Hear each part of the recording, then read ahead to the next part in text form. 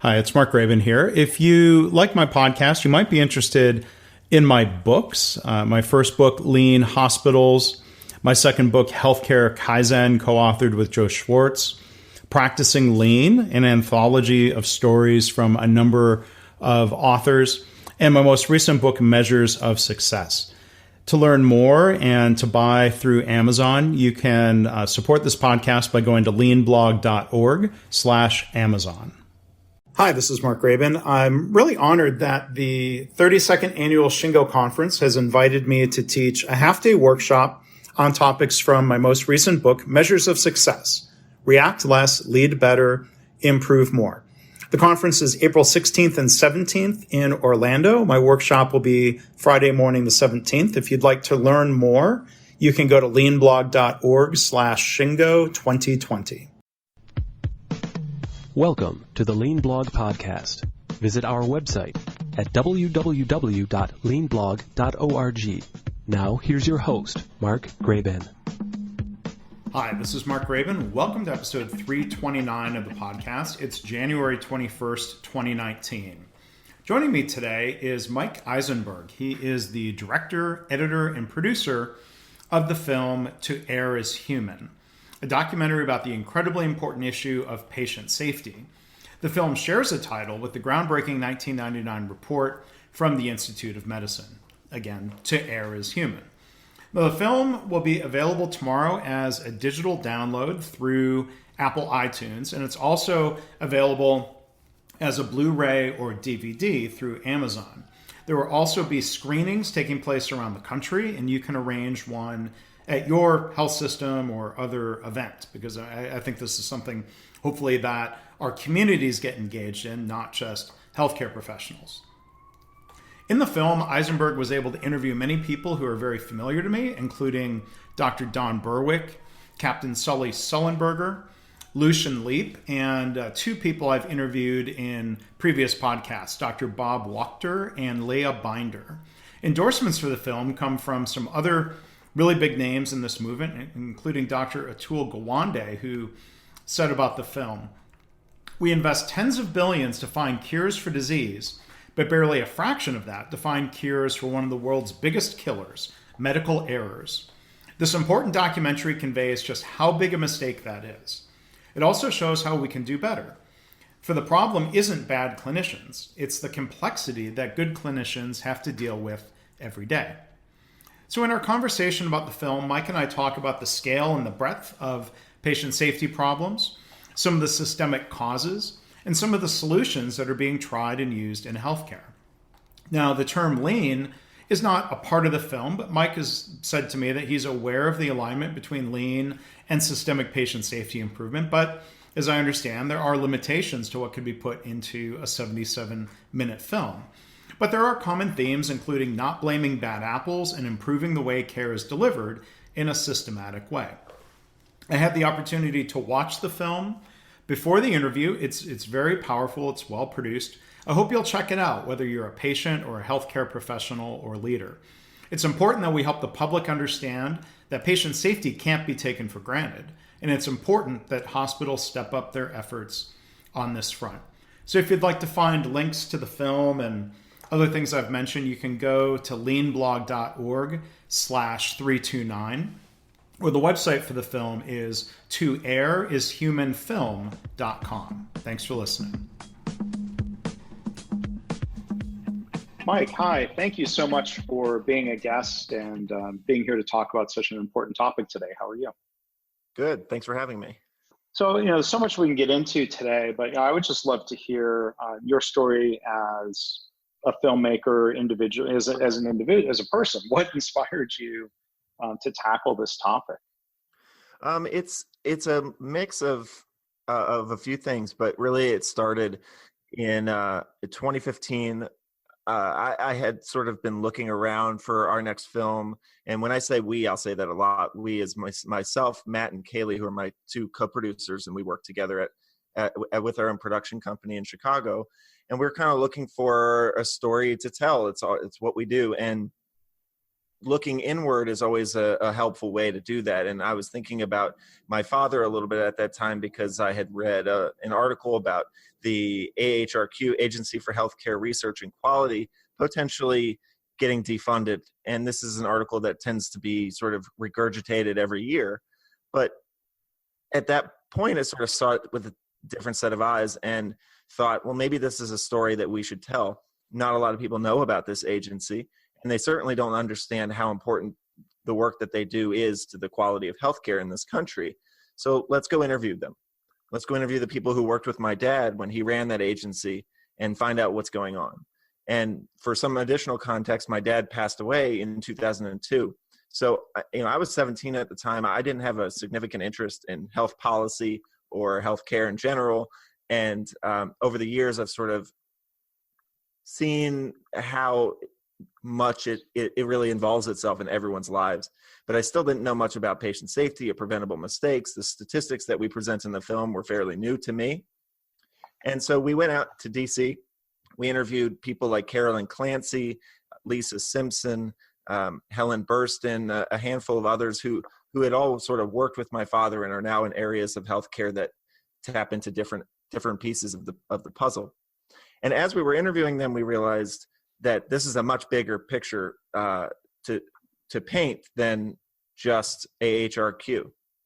How can we tell the story of patient safety, which really hadn't been told, in my opinion, in a productive way that showed solutions, but also engaged both patients and providers with the same messaging? So our goal was transformed into, now let's find the experts in patient safety. Let's travel the country and interview them, but also find examples of these efforts and show what it looks like when people are actually putting in the effort to fix preventable mistakes. And outside of all that, we have to do something as filmmakers to make it more than just, a PowerPoint presentation of solutions.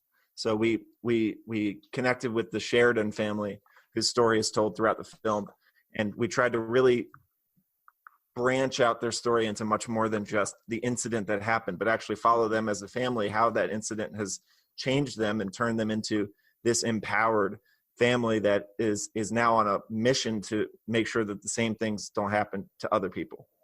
Yeah, and so the problem of harm, deaths caused by medical error, and in particular preventable medical error. I mean, you say a lot of people didn't or don't know about AHRQ. A lot of people don't know about what in a lot of circumstances would be called a crisis. We could call this maybe a patient safety crisis.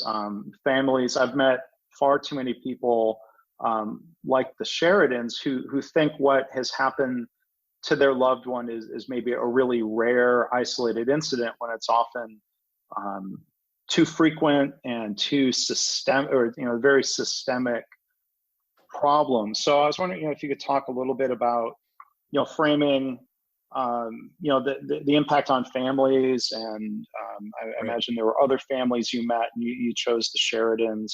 How do you think about their individual story, plus then the context of the statistics? Right, and I think that those two things are very married in a way that people don't tend to think about.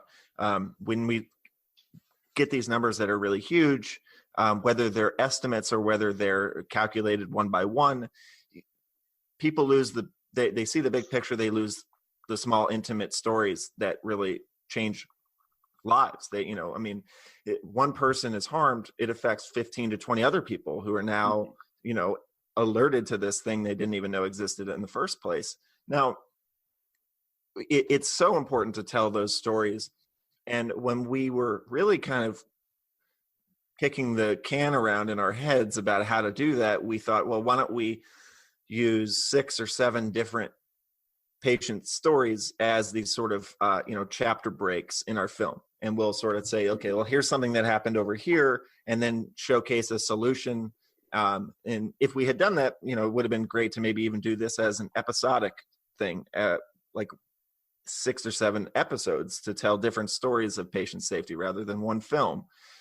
You can see how many different directions the documentary can go. But we thought, well, if you do that, if you just kind of reduce these people to the incident or the headline, then you really don't get to the core of what we believe can help solve some of these issues, which is what happens next, how it affects the family, and how deep this impact goes. So when we were looking for that story, the Sheridans were this perfect blend of not only empowerment, but also a deep connection to my father. I didn't actually know this until after I reached out to her, but she was given her first platform in the year 2000 at a summit that my father hosted on medical error, which was sort of spurred on by that, at that time, the 1998-99 Two Errors Human report by the Institute of Medicine that really kicked things off. So he set up a big summit with a long panel of experts, but then he also gave the patients a voice, and that voice at that time was Sue Sheridan. It's her first chance to tell her story. And her story, in a nutshell, it was, her son, Cal, has cerebral palsy. At that time, he was 5 years old, due to, the absence of a $27 test that easily could have been and should have been done to test his bilirubin levels and notice that they were too high, take the necessary steps after that, and prevent the brain damage from escalating and now giving him lifelong cerebral palsy. Mm-hmm. But she also had a second incident in which her husband, Pat, died from cancer, which the proper diagnosis was delayed 6 months after they had done the initial tests because some of the paperwork did not follow through on the channels that they should have, and got sort of lost in the shuffle. And that's 6 months that he could have had treatment. So when I say all this, though, what I think really gets lost in the messaging of the numbers is, the research that we sort of take into the film is the biggest number of as many as 440,000 die every year from medical error, which was the 2012 study by John James. There's been something more recently, which happened during the making of our film, so it was a little late for us to include it, but also, we can get into those semantics another time, which was the Johns Hopkins one that went a little bit more specific and said 251,000. But what I think is really important is for people to understand, especially when they don't agree with those numbers, which happens often, mm-hmm. is that, Pat Sheridan died from cancer. There's no doubt about that. His death certificate says that he died from cancer, that he died from the specific kind that he had. But when you really look at the big picture of his death, what would have been different had he gotten treatment 6 months earlier? Would he have lived longer? Could he have survived the cancer? And this is something that happens all over the country all the time. Mm-hmm. And so, even someday, when people who aren't killed by an error specifically, but an error changes the course of their life, their whole life is changed.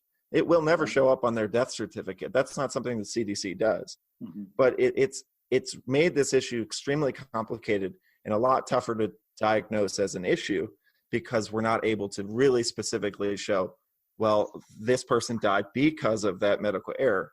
Mm-hmm. So when you really look at it all, I think one of the biggest things that we want to get across to people is this issue is about one person at a time. Mm-hmm. And it's not just what happens, it's what happens next. And it's the responsibility of everybody to step in and say, what happened here and how can we prevent it from happening again and again and again and again, and just becoming something that we ignore and assume is part of healthcare, because in many cases it's not. Right. And, situations like this, I've read and heard many stories about people assuming, so I assumed no news was good news. They didn't hear anything back about the results of a biopsy or a test. And what happened was exactly what happened to Pat Sheridan, where something was lost in the shuffle. There wasn't, an airtight communication pathway between pathology and the physician and the patient. So people think about things like this as being maybe a 1 in a million chance, but the odds, forget the number you cite in the film, but the odds of being subject to an error in the course of a hospital stay are really high. I've seen different estimates to say 1 in 300 patients get harmed during an admission, and that, who knows what the exact number is, but this is something that's clearly occurring every day, probably in every hospital in the United States and other developed countries. I think there's a great analogy to the car industry here. In the film, we go forth with the aviation analogies and comparisons, which has really taken a lot of attention in this issue. But there are other industries that are great ones to look at. The car industry being one that for so many years said, well, people crash, people die in cars, it happens. Let's try and make people better drivers and they'll figure it out. And, I wasn't around at the time, but Ralph Nader had something to do with it, as I understand. And, the transition into making cars safer because humans are not reliable to get better was a huge transformation in that industry. And when they realized that instead of relying on people to be perfect, let's make the cars protect the people when they make mistakes. It's such a perfect analogy. And I think about it a lot nowadays. It was only brought to my attention after we finished the film. And when you look at, there are so many different reasons why people crash in a car, but the cars are all built to withstand those incidents. If you're drunk and you're negligent, that's different. That's very tough right. to create a system that can prevent that kind of thing from happening. And that's where I think a lot of people get caught up as well when they're not familiar with this issue. They think, well, medical errors are negligent doctors. They're bad doctors. They're people who are trying to hurt you, and they should be kicked out of the health industry. Well, yeah, they should. But our film never touches, we don't go near that, because when you really look at this thing, you realize that there are far more good doctors, good nurses, good surgeons making errors that they might not even know they're making, simply because the system's set up in a way to allow those errors to reach the patient.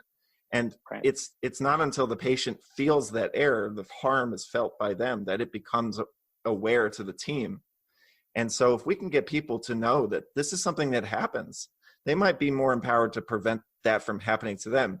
You gave you said something that reminded me of a family member of mine just this week went in for a third Achilles surgery. She's had some tricky complications with the surgery. But what I found most interesting was just the other day, she's going in and they talked about some antibiotic they were going to give her. She knew that was not the correct antibiotic. Mm-hmm. She spoke up, she said something, and she got them to, she convinced them that this was the wrong antibiotic. They didn't believe her at first. It's really easy for that kind of mistake to happen, and it probably wouldn't have harmed her or killed her, but she wouldn't have had the proper antibiotic. She wouldn't have had the ability to fight the infection if anything came up. And so this is why it's so important for patients to know about this issue and also see what it looks like when errors happen and how easy it is for them to escalate. Yeah, and there's this, this human tendency to point fingers of blame. We see this in all sorts of different workplaces. One thing I appreciate about the work of Don Berwick and Bob Wachter and Lucian Leaf and others who also appear in the film is that, for a couple of decades now, they've been emphasizing the need to focus on systems, and that when organizations focus on blame and punishment, that does nothing but cover up situations, and then those situations don't get addressed. If people are afraid of being punished for something that might be considered a near miss, that opportunity to improve and prevent something from happening in the future is lost. So I'm glad that point comes through clearly in the film. And another point that was really strong was the idea of I forget who it was who said, because we're human error is bound to happen. And therefore, we need to create systems that are, I'm paraphrasing, create systems that are robust to prevent error from becoming harm. As she said, zero error is never going to happen, but zero harm is much more likely. So I was wondering if you could maybe elaborate on some of that point, or what you learned from the patient safety experts in the film. There was a lot of learning going on during the making of this film for us. We don't come from a medical background. The closest we do is the papers and stacks of papers on the floor in my dad's office that I had to step over when I wanted to see him. This is news to us. And so I think that also gave us the chance to ask questions that people may not be asking within healthcare because they're familiar enough with it. So, we go into the Swiss cheese model in this film, and I think that's a good place to go here.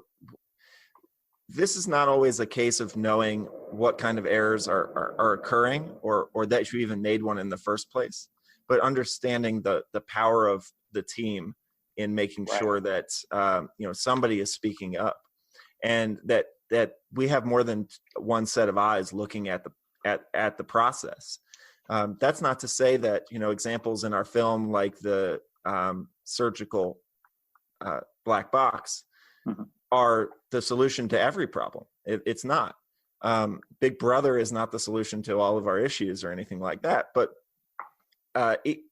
understanding where humans are imperfect is really at the core of it. We interviewed a psychologist in the film who goes into just the general convincing of you as the audience member that, look, you're not perfect, you're going to make mistakes. We didn't name this film To Err Is Human because of the report. We named it because that is really the core still of this problem 20 years later. And if we can all work together to acknowledge that humans just can't deliver perfection, and they certainly can't deliver it when the system that they're working in isn't supporting that. There's a great saying that all systems are designed to achieve exactly what they achieve. I'm totally misquoting it, but that's so they get the results that the system is designed to produce. Yeah, thank you. Yeah, that's something like that, right? Yeah. And without that team approach, without really being able to step back and look at what's happened, you just can't possibly see the mistakes. And it's very difficult for us in the moment to know that we did something wrong. You just keep trucking through. And especially when we're talking about surgery, in which, every moment is important. That's where teamwork is so important. But even on the less dramatic side, diagnosis, it's also a team sport. It involves a litany of, it involves a ton of people down the line that all have to do their job right. And it's not their job to follow up with the person that they're supposed to send something to make sure that person got it, right? And that's kind of what happens with Pat, with his cancer diagnosis. It wasn't the job of the pathologist to call the physician to make sure that he got the information and relayed it to the patient. It's his job to just make sure that the facts went through or something like that. And that's where these errors happen, and they happen in the regular workplace. They happen in conversations with spouses. But when you're talking about healthcare, there's a lot more on the line. There's lives are on the line. Well, I'm reminded of a case that was in the news maybe 10 years ago. A patient, Derry Eason, and this was a case where she was given the wrong test result. She was given a diagnosis of a pretty bad form of breast cancer based on the pathology results from a biopsy, and they had a second reading of the wrong report, and that wasn't the right solution. But she was rushed into surgery, and after a radical double mastectomy, was told, well, the good news is you never had cancer to begin with, and they traced it back to a mislabeling of a slide in pathology. And even though my background is engineering, I've had the opportunity to go and observe people working in labs. They have the sample, they create thin slices, they put it on a slide, and at some point that slide has to be labeled. And I've seen too many settings where the risk of error is way too high, whether somebody's handwriting a number on a slide or whether it's being printed. A lot of times this work gets done in batches. And I was in a different lab. This is not the lab from the Derry Eason case, but you could see, I'm thinking through, there's a risk that skilled, attentive, well-trained medical technologist is going to grab the wrong slide because they had 3 different slides for 3 different patients in their field of work.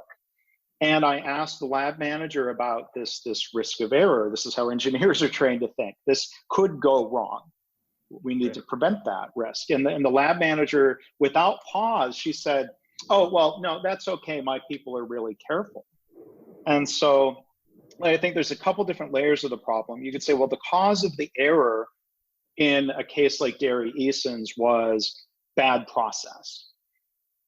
The cause of these problems not being fixed comes back more, I think, to some of the mindsets of leaders of not recognizing, well, your people are careful, but they're human. They're going to make a mistake at some point, and it's not sufficient to wait until the error occurs and then punish that person for being human.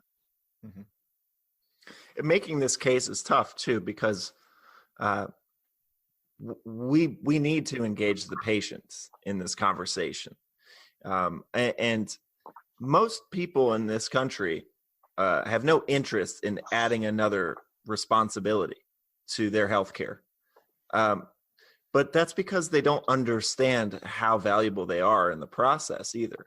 And they don't see doctors, nurses, surgeons as human beings, right? And that's not totally their fault. I think we've been conditioned this way, right. And that's why I often say that I maybe it's not our film, but I think that this kind of sort of medical education, this what's it called, health literacy, needs to be handled at a much younger age for people. Not only because of the complexity of understanding the system and health insurance and how this is a topic every day in the news and in politics, but because at the most simple level, when you're 18 years old, you very well might be, even younger, you might be called upon by your family to take care of somebody. And if you understand that these people at this hospital or at this nursing home are juggling a lot, they're really trying their best all day, every day. And also they're human and they might have a bad day too, that they need your help. And we all have to work together as a team to prevent these errors from happening. But when I say that, it comes with a caveat. It's not just the patient's responsibility. And the patients are never going to get involved in this process unless the healthcare system opens the door for them. They're not going to pull. We don't need the healthcare system to pull people through the door, yank them in.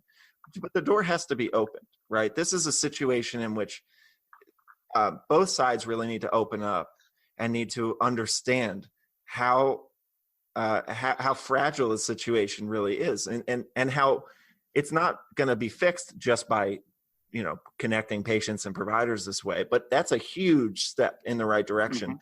And I also think that in many cases, hospitals, systems don't think that it's worth the investment. They don't see why they should spend money on something that patients don't necessarily care about, in their opinion. But that's where films like ours can play a role in helping create awareness about something without trying to drag the system down. Our film is not, or at least we really try not to present these issues in a negative way. We tried to look at my father's career and say, what were some of the most important things to him when he was on television, sending this message to the American people. And in many cases, it was what we've been talking about. It was how easy it is to make a mistake and how we're all human and how we need to work together as a team to make sure that these errors don't keep happening. Yeah, and I agree.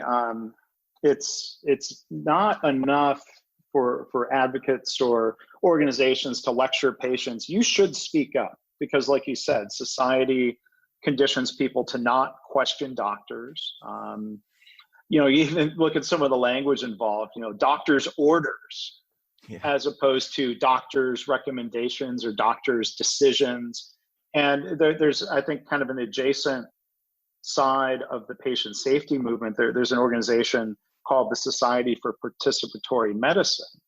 And I agree with you. It's got to be invited by the hospitals and the doctors on the individual level. There was a hospital I worked with, this is maybe 10 years ago, they did some survey of patients and something like 2/3 of them said they were unwilling to speak up and question a doctor for different reasons, and things like that are going to take time to change.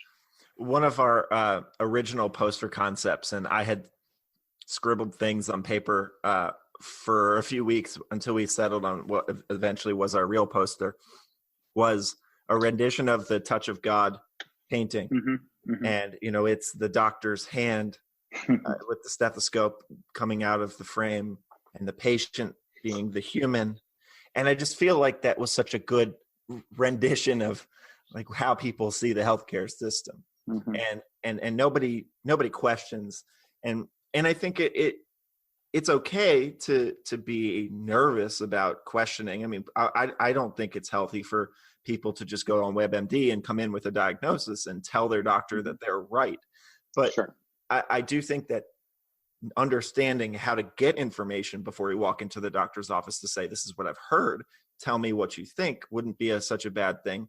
More importantly, when people leave our film, I've heard from the general public who've occasionally been able to see the film prior to its release and said, like, now they're going to the hospital and they're seeing the hand washing. They like look for the sink. They're thinking about whether or not they can say, hey, did you wash your hands before you walked in here? Look, we're not talking about someone stopping a syringe of 800 grams of morphine or whatever, but we're talking about some really simple things that are going to change the behaviors that lead to error, that lead to mistakes and lead to infections.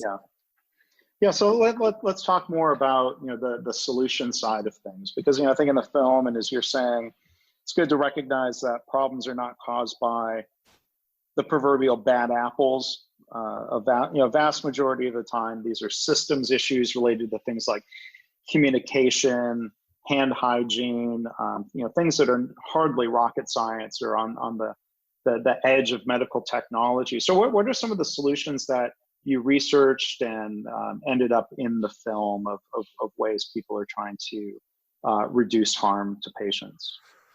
Well, we tried to show a few different examples at each level. We understand that it's too much to expect the most cutting edge technology to solve every problem. Even right. Even EHRs created new problems. So that's the nature of technology. But at its most basic, there's a cultural thing that can happen at institutions and hospitals. One of my favorite scenes in the film is one where we're at UC Davis and we're following their physician assistants training program, where they have actual, it's sort of like an actor, but somebody who walks in and plays the role of the patient. And they have a game plan of how they're going to interact with the physician assistant student, but the student doesn't know what's going to happen. And they just have a sort of sheet of paper of what they're supposed to do. Hey, we saw something when we looked back at our scan a few weeks later that we should have noticed the first time. And so we need to do a follow-up. This is not like the most dramatic example on the planet, but it's something that happens every day in healthcare. And how you navigate that conversation is probably the most underutilized skill in healthcare. Teaching doctors, nurses how to speak to patients about an error instead of letting the hospital just sort of sweep it under the rug. And if the patient sues, then we'll just let the lawyers handle it. That's a really complex skill to learn. And it only helps everybody. There's no loser in this situation. And I think that example is a really good one for people to see, because it doesn't cost any money to do it. Maybe if you have to pay the actor, I don't know. But, we also show a higher end version where, in Toronto, there's a surgeon who's taking what he's seen from the aviation industry, applying it into healthcare in a way that's not, like I said before, Big Brother, where, you have cameras in the surgical theater trying to protect the hospital or, give the patient material to sue. That's not what it's about. It's about collecting data. It's about saying, okay, well, how many times was the door open? How many times was the surgery handed off to, an assistant rather than the lead surgeon? Those are things that when they compile them and put them into a data stream, they're able to see where the weaknesses are in their process. And then, use that information to get better. And more importantly, share that information with other hospitals so that they can start to apply that science to their own. Those are two sort of both ends of the spectrum examples that we have in the film. And there's certainly others, but at the core of them all is about training and teaching about the culture of safety and how we have to think about these issues differently. And, Sue Sheridan's example is one of very specific. Bilirubin tests were not being administered properly, if at all sometimes. And that was her goal, to make sure that was done at every hospital. That's pretty concrete. Well, and when errors occur, I think it was Sue's story where I forget if it was after, related to Cal or Pat, but was she the one who had the meeting lined up with hospital executives and she showed up and the only person there was the chaplain, which I think that's rude. That's disrespectful. And it seems like that's where people really start to go after an organization when they feel brushed off, ignored, disrespected. I mean, it seems like, there's been a lot of reports that say when a doctor or an organization sincerely apologizes, that the lawsuits go down. And I think there's a deeper issue where if doctors are not afraid and if they're taught how to speak about things that have happened to the patient, hopefully that also teaches them to speak about these things internally of how to raise issues and do something then as a result to prevent harm in the future. I hate to ask if that hospital, yet alone every hospital now routinely does that test for patients or not. I hate to ask what the follow-up was. I don't know if you know how widespread has that become a best practice. As I understand from a distance, I think yes, and that's mostly due to Sue's persistence. And when we were talking about how to tell her story, we actually thought about in having her sit down and talk to the CEO of that hospital or somebody who was involved in that care, that lapse in delivery of care. And then we found a news segment in which she had already done that. She had on television sat down face to face with the CEO and said, "Are you going to make sure that this never happens to anybody else?" And he says, "Yes." We can't expect that to happen every time something goes on, but it's a good example of how the patient involvement can create some accountability that just isn't there without it. And to be fair, I'm sure many cases of errors a patient never even found out about. There was a morbidity mortality report and they talked about it and they maybe put something in place to prevent an error like that from happening again. I'm sure that happens in a lot of cases at hospitals, but certainly a lot where it doesn't. And that's something that with the increase of responsibilities that are being put on clinicians, it's making it harder and harder every day for them to be able to step back and ask themselves if they did enough or if they did it right. And so that's why we keep bringing up the patient's role. Yeah, and there's a number of solutions talked about in the film. I think the idea around checklists, taking lessons from aviation safety. Captain Sully Sullenberger is in the film, and I've met other pilots who do training in operating room settings of teaching people how to speak up in a way that's most likely to be heard. People who are lower in the hierarchy, but then also talking with leaders and surgeons of how to create an environment where it's safe for people to speak up, that everyone is on the same team working for the patient. Cultural aspects like that seem to be as important as tactics in look, solve this problem. I know that the majority of people who are listening are likely working in healthcare, and they might be asking themselves, well, why are we talking about the patient so much? What can I do? Well, that's not the right way of thinking about it. And what the patient can do is almost always going to be determined by what the doctor or nurse tells them to do. And if the healthcare system isn't telling patients, hey, we need you to be vigilant, we need you to speak up, we need you to look around and say, hey, is what you're seeing correct? And not just for the inpatient, right? For everybody who steps foot in a hospital, and the continuum of care too, which we don't have time in the film to go through, but it's all part of it. It starts with the system and the people who work in it saying, we need your help. And it's hard to do that without acknowledging that there's a problem in the first place. And I totally get why that's a really tough task. It's really difficult to say, you're not safe unless you are looking around. I mean, that's like before you go into an airplane, they're like, they'd kind of do this, but if they were to say, the pilot goes on the speaker and says, I've never had a crash before, but hey, it's possible. So if you see the engine on fire, let me know. That's not going to happen. But it's different when it's one-on-one. And I think we should really start to think about how we can open up that to people so that everybody's involved.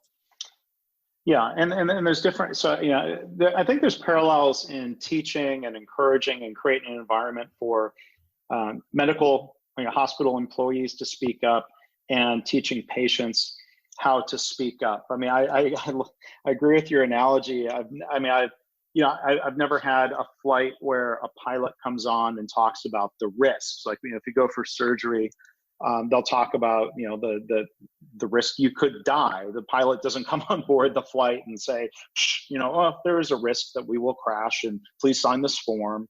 Maybe that's built into buying the ticket. But this idea, there have been campaigns that I sort of cringe when I see, nurses being encouraged to wear buttons that say to the patient, ask us if we've washed our hands. Because to your point, the pilot isn't wearing a button that says, ask us if we've double checked the flaps before takeoff. Like, that's the pilot's responsibility. It's the airline's responsibility.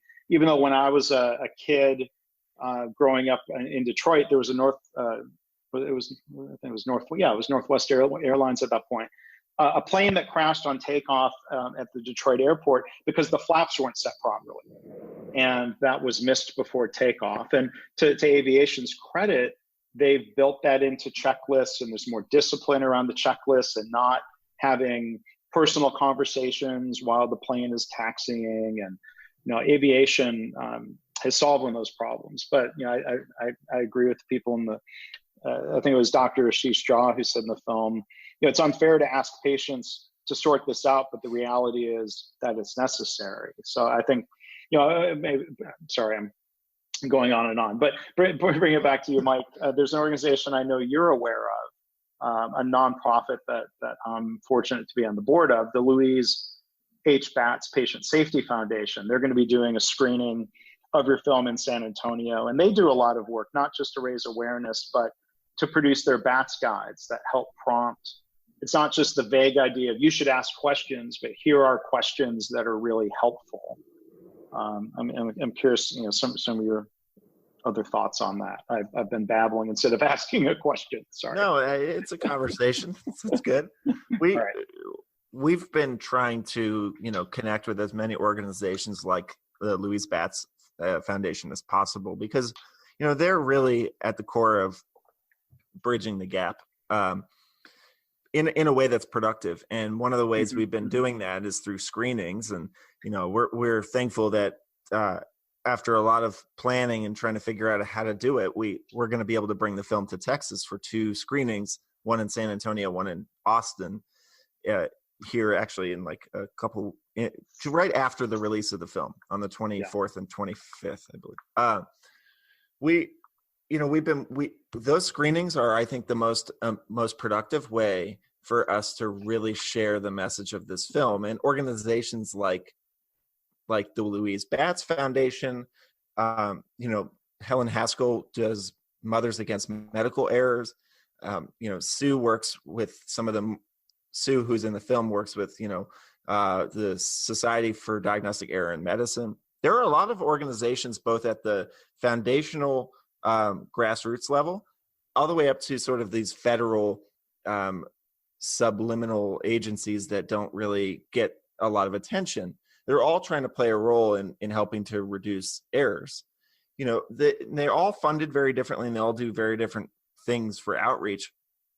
In my opinion, one of the best ways to create awareness for an issue is first to have a sort of concise way of telling people the problem and the solutions. And that's where documentaries can come in.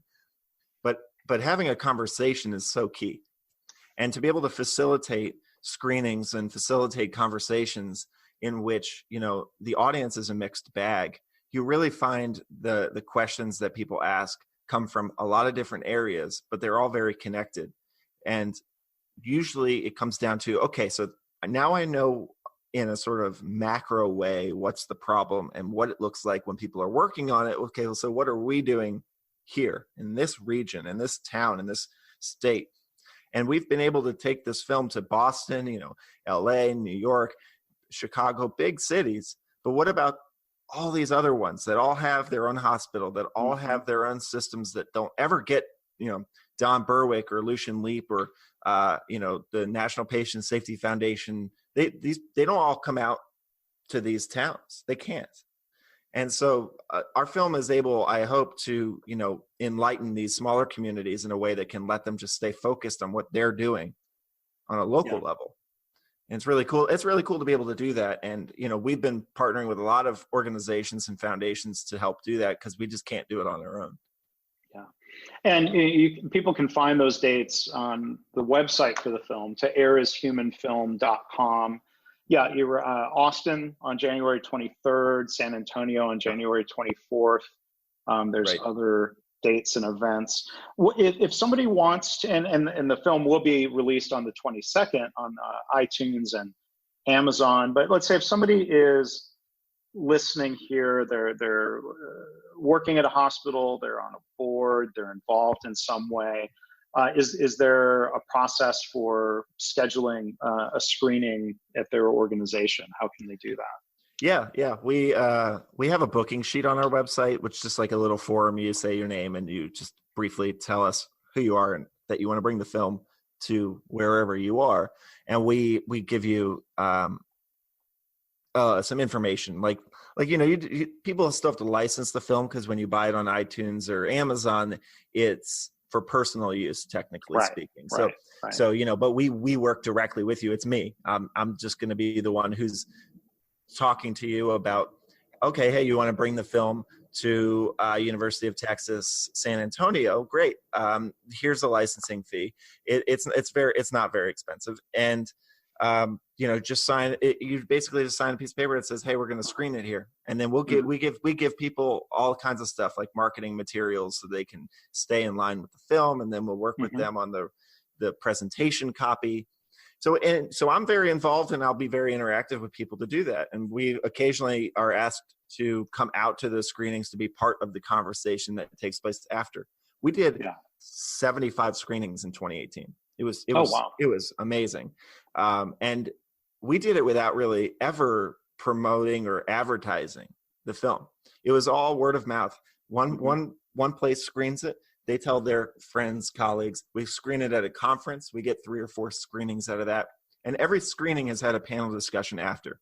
Yeah. Every single one. And I think it's crucial to do that. And in many cases, it's tough to get people out of the clinical schedule to go see a movie. I get that. It's a 77-minute long movie. It's a feature-length film. It's not, a 20-minute video. Right. It tells a story that's whole and complete. And oftentimes we're asked, hey, can you shorten the film for these people who are super busy? And we say no. Yeah, we say no. I want everybody to see the film. And I understand that showing 20 minutes of it can be of significant value for anybody who watches it, and I don't want to discredit that. But I think it's really important that if people are going to take this issue seriously and use our film as a way of navigating that conversation, it's important to see the big picture, because we really created this film in a way that I hope people understand how morphed together the patient's story is with the patient's safety story as a whole. and how you can't separate those two.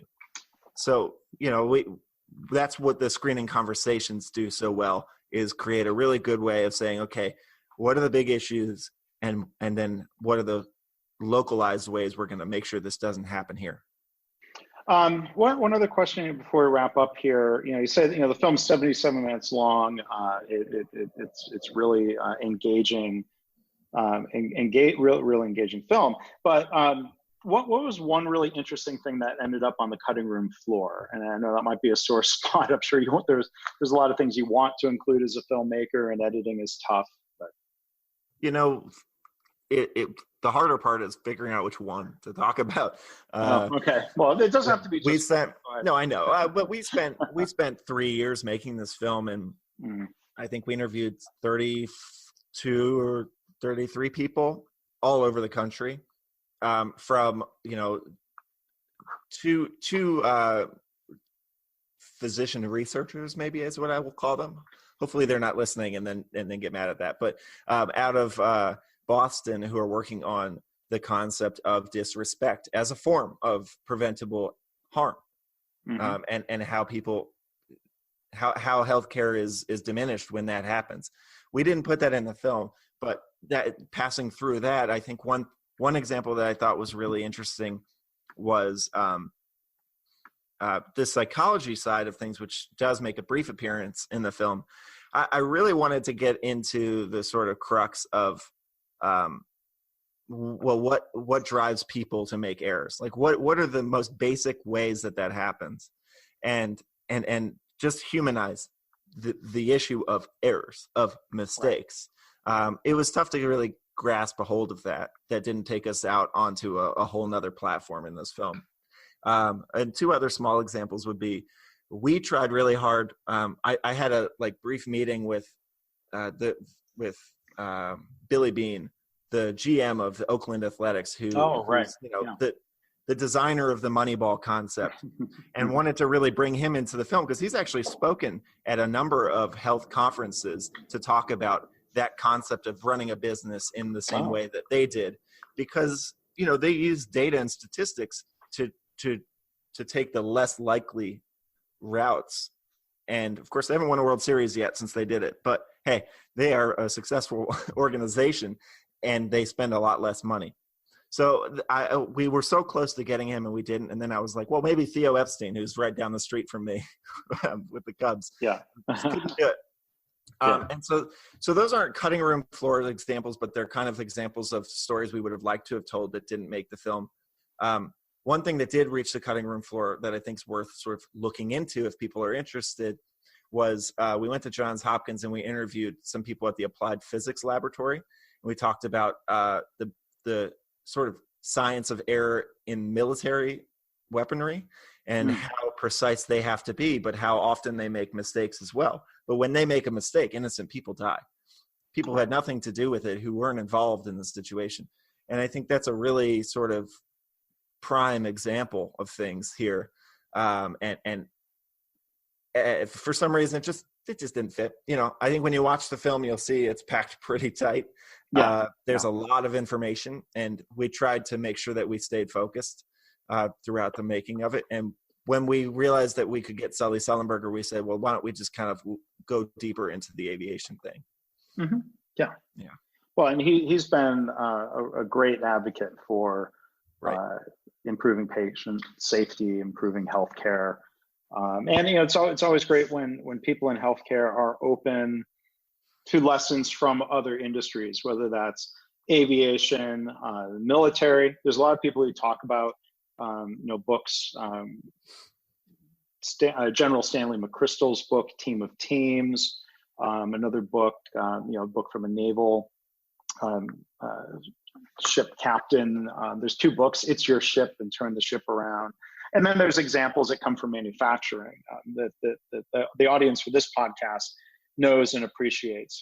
We've all been told that patients aren't cars. Well, of course, but there are, I think, a lot of lessons to learn from companies like Toyota and from other industries. And I think it's probably fair to say organizations that are making the most progress with improving patient safety aren't finding answers only within healthcare in terms of best practices or learning from other health systems. Outside ideas, even if they're not copied, hopefully spark a lot of thought and creativity and innovation. Well, and something that infuriates me as I've gone along making and promoting and sharing this film is the occasional detractor who thinks it's not that easy. When when they hear something like actually, I just got somebody just did this on Twitter like today. We have a quote from Michael Melanson in the film where he says we could prevent many of these deaths immediately if we just put in the effort. Mm-hmm. Look, that's not that's not the end all be all answer. That is not how we're going to fix this problem with just goodwill and effort. But often, and I know no one's saying it is, but that's the starting block. And oftentimes you'll see, people see this film or they see lines like that and they think that it's just this sort of, pie in the sky idea that, well, if we just want to do better, we can. It's a start. It's a start. And I think it's a really dangerous way to look at this problem only with numbers, only with hard, specific, concrete, one-by-one data. Evidence-based medicine was my dad's passion. It was his career. I want this film to be, something that stems from evidence. But I think that if you only look at things that are wildly perfect, that are just amazing, like, wow, this is exactly what's happening, you're going to miss the big picture on an issue that really is hard to tabulate.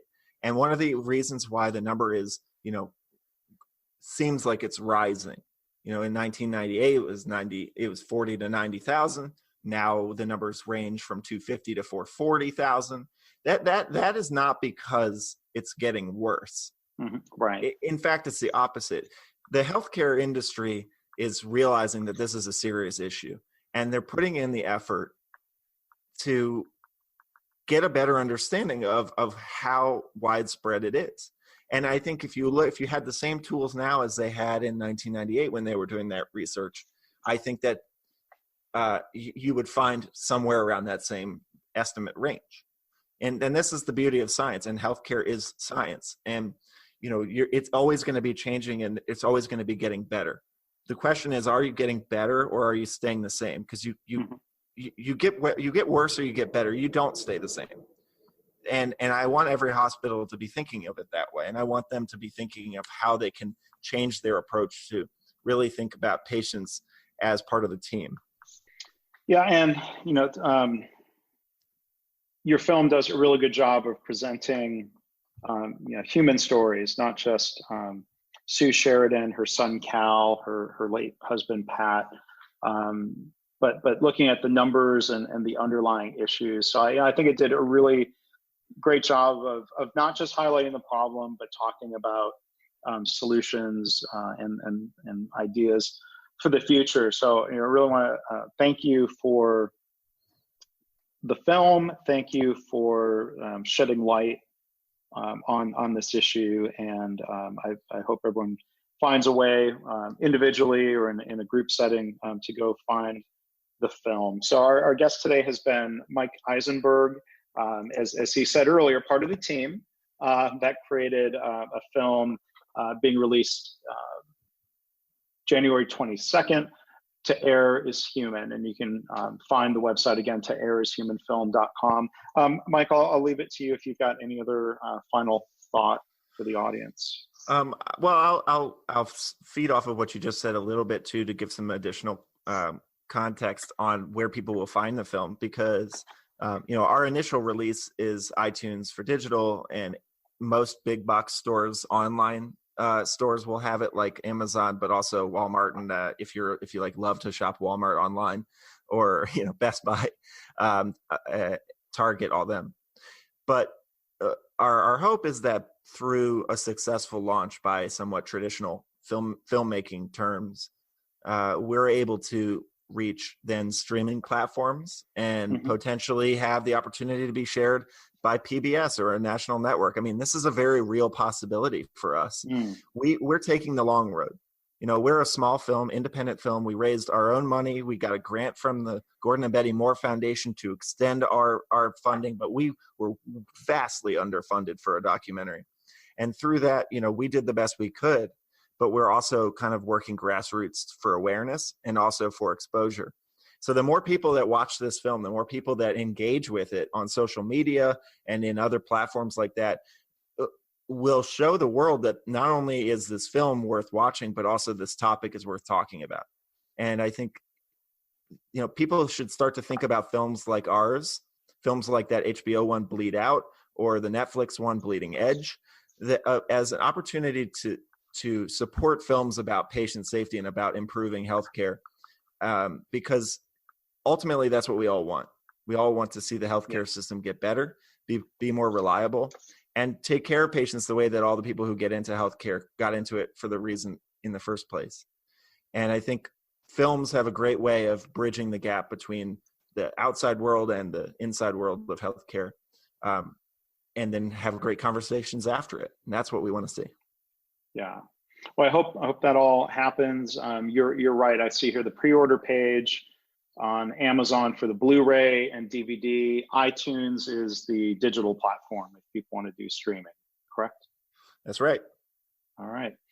Well, thank you so much, Mike. I hope everyone goes and checks that out. I'll put links to everything on the blog post for this episode. So again, Mike Eisenberg, thank you so much for taking time today. Well, thank you, Mark. I appreciate it. Thanks for listening. This has been the Lean Blog Podcast. For lean news and commentary updated daily, visit www.leanblog.org. If you have any questions or comments about this podcast, email Mark at leanpodcast@gmail.com.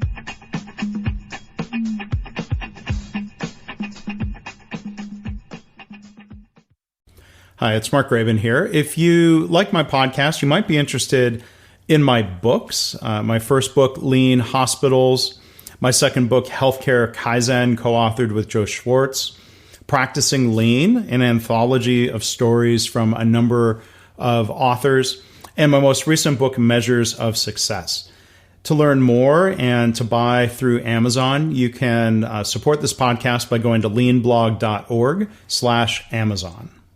Hi, this is Mark Rabin. I'm really honored that the 32nd Annual Shingo Conference has invited me to teach a half-day workshop on topics from my most recent book, Measures of Success: React Less, Lead Better, Improve More. The conference is April 16th and 17th in Orlando. My workshop will be Friday morning the 17th. If you'd like to learn more, you can go to leanblog.org/Shingo 2020.